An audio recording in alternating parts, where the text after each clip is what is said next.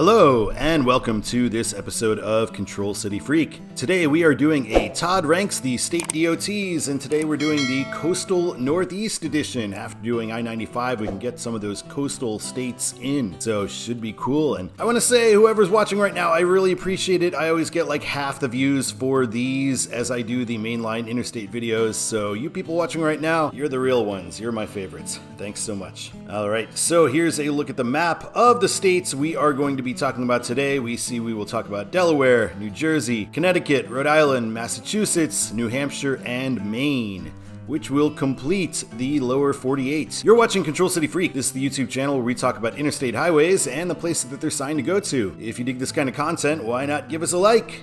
And if you really dig it, why not subscribe? Yeah. Subscribe. Right now is when I should remind you that you can request your exit for a $5 super sticker, super thanks, in the comments. I-95, we do have the southbound Supercut coming next week. It is still possible to make a request for that, but probably looking at 96, 97, 99 requests for now. Thank you so much for all requests. Our number one state is going to be Rhode Island. Rhode Island, we didn't spend much time there, and that could be why they're number one, because we didn't have time to see what silly things they might be doing. I weighed Rhode Island and Delaware being number one, and I went with Rhode Island because we get this sign right here. We are switching to mileage-based exits in Rhode Island, so that is a good step. Rhode Island has a lot of stuff like this. We have a lot of pull-through signs that do not have any Control City listed on it, especially in downtown Providence. And we see here a 95 South with no Control City. No pull through for 95 itself, but we do have pretty good Control Cities for 195 with East Providence and Cape Cod. In southern Rhode Island, we meet 295, and 295 signed for Woonsocket, which is fine for a 3-digit road, and 95 North Providence is well signed there. Rhode Island suffers from the same East Coast provincialism that every other East Coast state does, so at random interchanges we get stuff like this: North Pawtucket and Boston. We can't have just North Boston. I do get Pawtucket. Pawtucket's sort of well known. I mean, there's a minor league baseball team there, so okay, fine. But just Boston would be okay, and I didn't see any pull-through signs for Boston on the northbound section either. There might be one that I might have missed, but I never actually saw one. This is the main reason that Rhode Island is number one, because of this South New York sign. This is fantastic. This is very well done, very smart. Skipping the smaller Connecticut cities for New York, because that's probably where southbound traffic is heading, is the right thing to do. However, at random interchanges, they do the same kind of thing where we get Westerly, a city I've never heard of before, signed along with New York because they want to fit in some kind of Rhode Island related thing. I assume that's Rhode Island. So that's why, Rhode Island number one, but they are absolutely not S tier. Alright, I'm going to say number two is Delaware, as I mentioned before. Delaware is the only state that seems to be able to sign Baltimore and Philly. You'd think Maryland and Pennsylvania would both be doing that, but neither one does. We get this 95 North Delaware Memorial Bridge in Wilmington, and this is south of Wilmington. We're just getting Delaware-related things here, but it does kind of make sense. We have two big junctions on 95 in Delaware. The first one's 295, the more important of the two. So for 295 is a considerably long 3-digit road that's even longer now that 95 is complete, and it's signed for Delaware Memorial Bridge and New York, New Jersey. So I do think that's a good way to go. You go through the entire length of New Jersey, so signing New Jersey here is fine, but New York is also the main draw, the main reason for this, so that works. And Wilmington and Philadelphia, so we get Philadelphia even before we get to Wilmington, so I like that. Our second somewhat major interchange, we meet 495, so 95 now signed for Wilmington, 495 for Port of Wilmington and Philly. Southbound, when we meet 295, we're signed for Newark and Baltimore, that is the Delaware city, and Newcastle, Delaware Memorial Bridge for 295. We don't get New York, New Jersey there, and that's fine because nobody's going to be going southbound on 995 and then loop all the way back up to New York City, most likely. So that makes sense. At this interchange for 95, we get North Delaware Memorial Bridge and Wilmington, South Newark and Baltimore. So we're south of Wilmington and we're south of the 295 split, so we have that Memorial Bridge thing there. I'm fine with that. Here when we meet Delaware Highway 1, the biggest interchange in Delaware for Delawareans. That's what they're called, I don't know. We get 95 South Newark and Baltimore.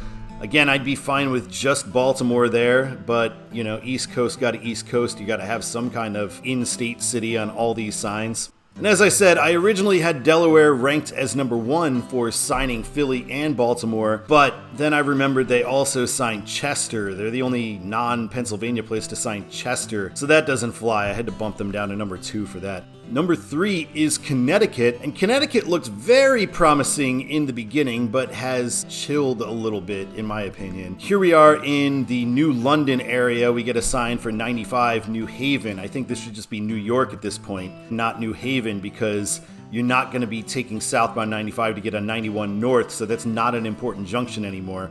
Coming out of Rhode Island at random interchanges, we do get South New London, which I think is an abysmal choice. I mean, I can kind of see the argument for signing New London coming out of New Haven. Signing it southbound instead of New York like Rhode Island did just makes no sense whatsoever. Here we meet the Bradley Airport, and we get 91 signed north for Springfield, so I think this is well done.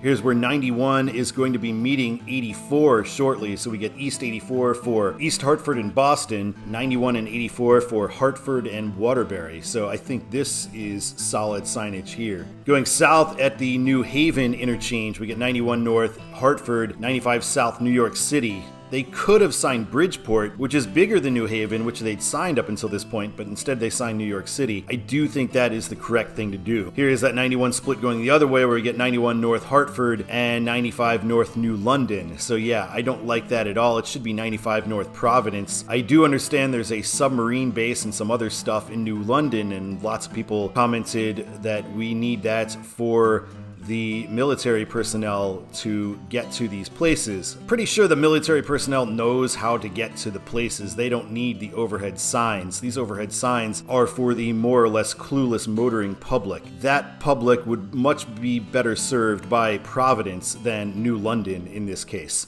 Here's an intersection with I-84, and we're getting East Hartford and West Waterbury and Danbury. Putting both of those berries on there for westbound I think is fine. Those are both mid-sized cities. I feel like neither one of them are super control city worthy, but given where they are on the map, they do kind of make sense as control cities. Here we are in Hartford, and we get the awesome 84 East Boston. That is nailing it out of the park. That is awesome. 95 South New Haven, North Springfield, well done as well. Perfectly done here.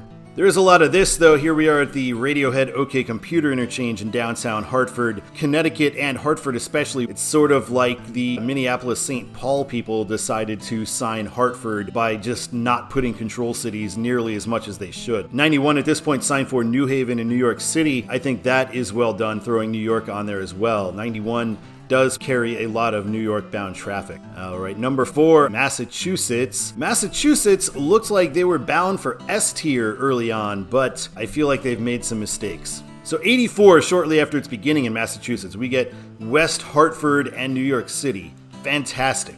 Awesome. At this intersection for the Mass Pike, we get Springfield and Albany West and Worcester and Boston East. Again, chef's kiss, perfect. I-91 splitting with 391 here north of Springfield, and 91 is getting Greenfield, which I thought was a little provincial at first, but then I realized that Greenfield is actually considerably bigger than Brattleboro, so it actually is the better signed place for northbound 91, and in fact, it is the largest city by some margin that I-91 will meet for the rest of its route from this point. Massachusetts often likes to have 2 cities signed for everything, so here in 95, well, that's northbound and southbound, we're getting Portsmouth and Providence, as it should be 90 for Boston and Logan Airport. Again, also sensible. Here on eastbound 90, we are getting South Boston, because we're already in downtown Boston, South Boston and Logan Airport. 93 getting Quincy and Concord. I don't know about that. I would definitely not go with Quincy. I would go with Providence. I mean, Providence is a bigger place than Concord and closer anyway, so that seems like it should be what is signed. 90 coming out of the tunnel. It's one of the few times we get just one city signed on 90, and we are just 90 West Worcester, and that is fine. But here is where I started to question Massachusetts. On the western end of the Mass Pike, it seems like they're a little too committed to this 2-city bit. 91 Springfield Holyoke, why I don't know why Holyoke would be there, and 90 West Stockbridge and Albany. I mean, just Albany would do the job. There's no reason for anything but Albany here. The 95-93 split, they managed to have only one city though, and they do use the correct cities with Portsmouth and Boston. However, you do get some absolute terrible signage related to 95 on the northern half of its loop with 128. So this one, Waltham and Peabody, is two suburbs for I-95. I've talked about this at length. People have argued with me. I still think it's just terrible. This sign is abhorrent, just awful. Having a pull-through sign for I-95, the most important road, a two-digit X5 interstate with Waltham, a suburb, on a pull-through. No, with no other city. That is just abysmal. I know there's lots of businesses and it's a suburb and stuff and people use it for a lot. No, I don't care. You should not have just straight up suburbs as the only place signed on an overhead for a highway of this stature. 5 is New Hampshire. We're going down a little bit here. New Hampshire, I do appreciate the all Maine points thing. I do like that. It is pretty fun. I didn't put it in Todd's the way it should be, but I would also be sad if it ever went away. But here we are meeting 95 in New Hampshire, and we get Portsmouth, Maine points, fine. Hampton, Boston. I mean, Hampton's not so big. They're just saying, oh, we have to have something in New Hampshire signed. So same thing Connecticut, Delaware, all these other states are doing. I just don't like it. Here we're getting Manchester, Nashua, that's fine, but Salem, Boston, just Boston would do the job. We're coming to a toll road, and it's $1, but I do like this South 93, Manchester, Boston, adding Boston onto there I think is helpful. We're meeting 89 North, and it's going Lebanon and White River Junction, Vermont. This sign, though, I mean, I know Concord, I know what that is, but the rest of them, I mean, you could have, West Haverbrook or something written there. I have no idea what these places are. I don't see how this would be useful for long-distance traffic in any way. This is shortly after 93 comes into New Hampshire, and we get Boston 151. We do get Boston on an early sign here, and we also see that these states are not very big. Boston 151, that is not very far away. So one could argue it should be Boston from the jump on a 93. 93 in Massachusetts is only signed for Concord, but once we cross into New Hampshire, it becomes Manchester Concord, and doing it that way I think is fine. Here we are meeting I-89, and we get North 93 to 393. I like that we get these two ones.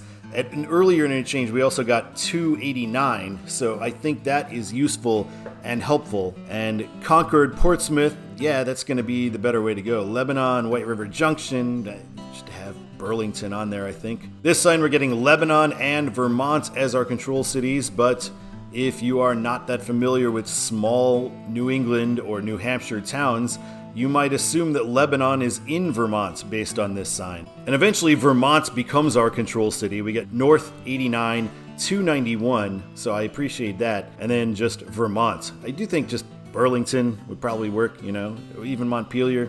All right, we're getting down to the dregs here. Number 6, New Jersey. I bet a lot of people probably thought that would be the last ranked state, but we are going with New Jersey as number 6. So over here, this is where I-80 ends at I-95, and this is reasonably done. We don't get a control city for South 95. We probably don't have a lot of traffic going to South 95 off of this part on 80, so it does kind of make sense. I'd forgotten about some of these states crossing New Jersey and away from the metro areas and how bad it can be. I mean, there's 78 West Phillipsburg. Come on. And then 78 Pennsylvania. After we have the exit for Phillipsburg, we literally have no more exits in New Jersey at all. So they just go with 78 Pennsylvania instead of, Allentown or something. So pretty ridiculous. 78 East, Newark. The end of 78 is in New York City. 78 should be signed for New York City from the very beginning in Pennsylvania. Signing it for Newark along the way is absolutely ridiculous. It's like I-55 having a overhead sign on the main line for Joliet instead of Chicago. 80 East getting Netcong in New York City. 80's done a little bit better than 78 is, but I don't know what Netcong is. I still don't know, and I'm still not going to find out. It should be just New York on this sign. 80 West Delaware Water Gap, though. Oh my god, that is awful. I know there's just nothing for a long time, but I mean at this point, maybe just Cleveland or State College or something like that. Here's 76 when it's crossed into New Jersey right after you get off the bridge. I cannot make heads or tails of this sign. I don't know how this could be helpful for anybody driving at speed. There's just too much going on. It's too confusing. Terrible signage here. Welcome to New Jersey. These are fairly well done, these changeable signs on the turnpike, as we get the split for the west leg and east leg, although the 46 and 80 aspects of it are not true since you can take either leg to get to either one. 95 being signed south for Trenton. I have talked about this at length, but it is awful. It is a terrible idea. It never went to Trenton. After the gap was finally closed, it never will. It is going to Philadelphia, a place something like 38 times bigger than Trenton. So that's what it should be signed for. I understand Trenton's the state capital. Sign 195 for Trenton all day, that's fine. But traffic is going to Philly, they're not going to Trenton. This here, Camden, again, 95 and the turnpike, neither one do go to Camden. Maybe I misnamed Camden a suburb, maybe Camden is not actually a suburb. It is a satellite city, but it is still very much a part of the Philadelphia universe. It is not a standalone city. It is not something that should be signed in this circumstance. It should be 95 South Philadelphia at this point, or if you want to sign something for the Turnpike traffic, if you follow it all the way to the end, you'll end up going toward Baltimore, so you could sign that. All right, we get to number 7, Maine. A little bit of a surprise last place finish here for the last state that we entered. So at the beginning, we get 95 North, Portland, Augusta. I do feel like just Portland would do the job, but if you want to sign 2, whatever. I guess it's what they're doing because that's where the main turnpike ends, but regular motorists driving don't care where the main turnpike ends. They care where the road is going. In northern Maine, this is done pretty well. We get South Portland, Boston, and North Lewiston, Augusta. I'm down with this. But the further south we go, the worse it gets. Now we get South Portland, Kittery. So Boston goes away, gets replaced with Kittery. That is a terrible idea, and it should not be done that way. Meeting 395 for Bangor, and we're getting 95 South Newport, Augusta. Again, if you're putting 2 cities on a sign here, it should be Augusta, Portland. And here in Augusta, we're also getting 2 cities. We're getting Waterville and Bangor. I guess that's all right if you want to put 2 cities on there. Probably Bangor would do the job by itself, but if you need 2, I guess Waterville works. Same deal here. If you're going to have 2, Orano and Holton is the way to go. I have no problem with this. Holton being the end of the road, Orano being really the only thing that anybody would be driving to at this point since it's the main university campus. This one just cracks me up. Out here in the middle of nowhere and we get a through traffic thing. I mean, come on. Through traffic is like what you expect to see on the 605. Well, you only expect to see that on the 605. And this is pretty bad. 95 is meeting 295. 295 gets downtown Portland. That is fine. 95 North getting Lewiston and Augusta. Lewiston should be the only control city there. 295 should be where people would be directed to for Augusta because it is free and it's shorter. That's less egregious on the last sign because maybe they don't want people going through downtown Portland. But on this sign, when we're getting this spur, this unsigned 495 over to 295, it should be Freeport, Augusta here, and then North Lewiston. This sign here is the reason why Maine is our last ranked state. This is just outwardly hostile to drivers. Lewiston and Portland signed on the turnpike when 295 is both shorter and free, and it's the one that goes to the main part of Portland, whereas 95 does not. This is maybe the worst, it's in the running for the worst sign in the entire country. In that it might be the worst one, in that they're actually just trying to steal money from people. All right, let's take a look at the tier chart for Todd ranks the state DOTs. I'm gonna say in these, there's nothing in S tier, and I'd say really nothing in A either. Nothing really strikes me as A. I would give Rhode Island and Delaware both B, maybe high B. C, Connecticut would almost be B, I think. Massachusetts, like I said, seemed to be on the way to S tier until I saw the 95 signage, and just 95 is done so badly that I got to drop them down to C. And New Hampshire, they don't really do anything right. There's not really any positives in New Hampshire for the most part, so they belong in D. I put New Jersey in the Pennsylvania tier because it's the same thing. It's like the head of PennDOT and the head of NJ.DOT are separated at birth twins that both despise each other for some reason, but they're done exactly the same. They're both awful. And then Maine, I've created a new category called literal highway robbery, since they are actually trying to steal money from you on the highway with their signage. All right, thank you so much for watching this episode of Control City Freak. I really appreciate it. We will be back with the 95 southbound Supercut next week, so if you have any last-minute 95 requests, please get them in today. Otherwise, it is going to be going as is, and we are wide open for 96, 97, 99. Thank you so much for watching this episode of Control City Freak. My name is Todd, and until next time, keep on trucking.